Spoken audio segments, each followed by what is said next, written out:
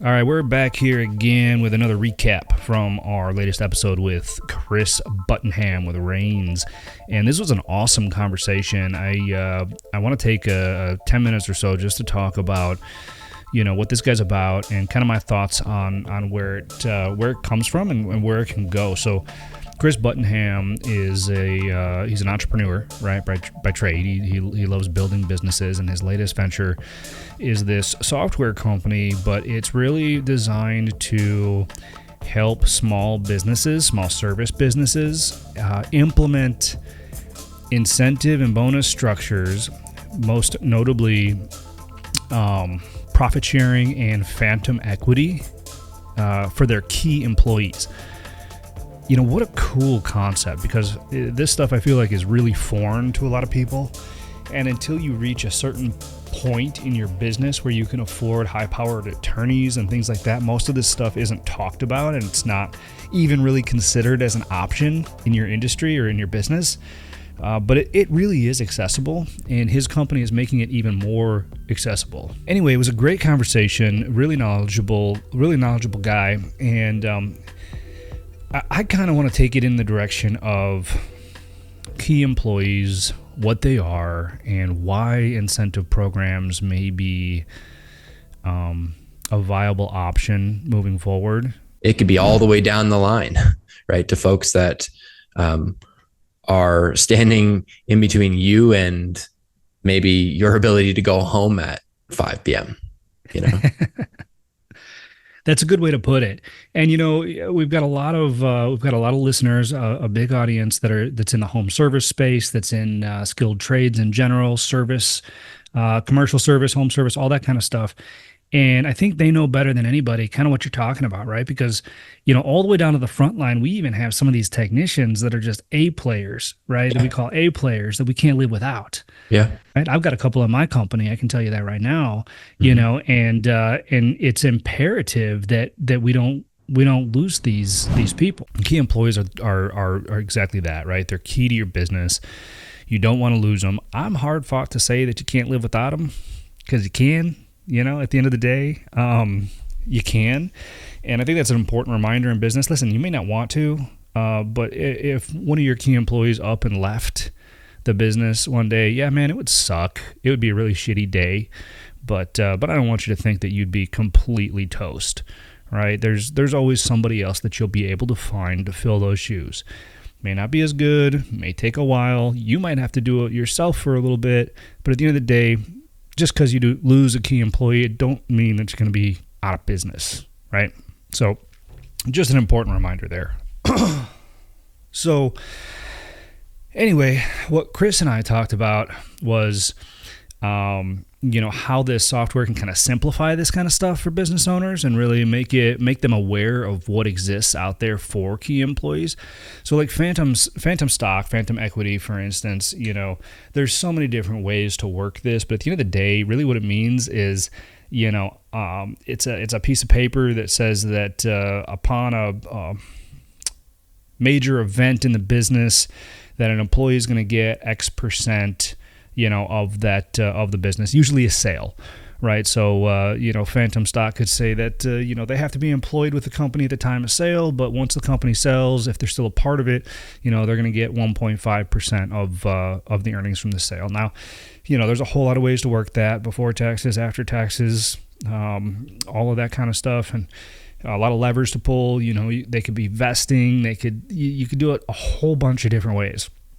But the point here is, it's a creative solution for long-term retention for employees that are looking for that. This is very common in the software world, not so common in the skilled trades, not so common in blue collar, not so common in small business at that. But it is wildly useful, because of all the different ways that you can position it. And then if you couple that with something like profit sharing, which is an incentive-based pay, so essentially a fancy bonus program, these two things I'm a huge advocate for, because they really, if they're set up correctly, and I do want to emphasize set up correctly, because there are a whole lot of wrong ways to do this.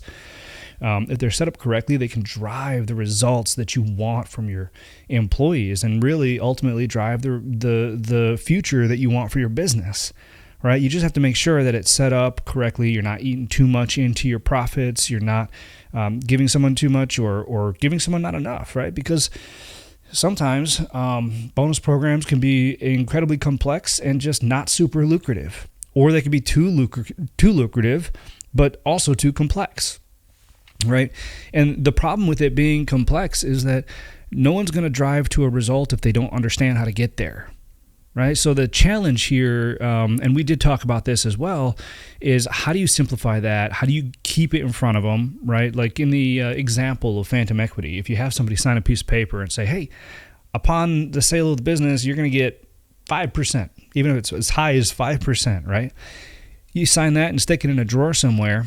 And it doesn't really motivate them on a day-to-day basis, maybe for the first week, maybe for the first month, maybe even for the first year. But shit, if you don't sell that business for 25 years, what do you think is going to happen after year 10 or 15? A lot of people just aren't wired that way, right? A lot of people are wired to the cash in hand. What's this going to do for me tomorrow? What's this going to do for me today? That kind of thing. So, but having a platform to keep it in front of them and to remind them, hey, this is something that's real. This is something that's in front of you. Keep working, and we're going to work to it. And then something to supplement it, to put cash in hand above and beyond a salary, like a profit sharing system. Hey, if I've got a leader of a market and that market is doing really well, should I share a little bit of how well that market is doing with the person who's running it? Probably, right? So, this is a direction I want to work personally in my business. Somewhere that I want to go. I've tried a few variations of it in the past, and where I was in the business, just it wasn't. There was too much oversight, and I didn't have a solution like Chris is offering. It was all pen and paper, manual calculations, manual inputting in a payroll and having to remind people, and so it was a little bit tough, and it can be for small business, right? But I don't ever want that to deter somebody from doing something like this, because it may take a few times. You may fall on your face a few times, right? But it is ultimately wildly worth it, if you can land on the right thing. So I just want to encourage everyone out there to understand better phantom equity, profit sharing, how you can control it, and how you can leverage it to succeed in business and grow your business and be where you want to be tomorrow, because it's a great way. It's a great way to incentivize its employees. And listen, I'll be honest, some businesses it doesn't work for. Some it doesn't. But I'd argue that most businesses that are trying to grow, trying to make a dent, it will, even small ones, and especially moving into the next generation. Listen, guys, let's be honest. We live in a day and age where anybody, an auto mechanic, could quit their job, film some videos on TikTok about how to fix a car, grow a gigantic following, not only get sponsorships and paid for posting, but then maybe create courses and earn money in their sleep. This is the thing you hear about all the time, right? Earn money while you sleep. Well, and there's a lot surrounding that too. But my point is, we live in a day and age where, people have options. I mean, they don't have to work for you. They could work for themselves. They could subcontract. They could work for somebody else that does the same thing. They could work for somebody else who does something completely different.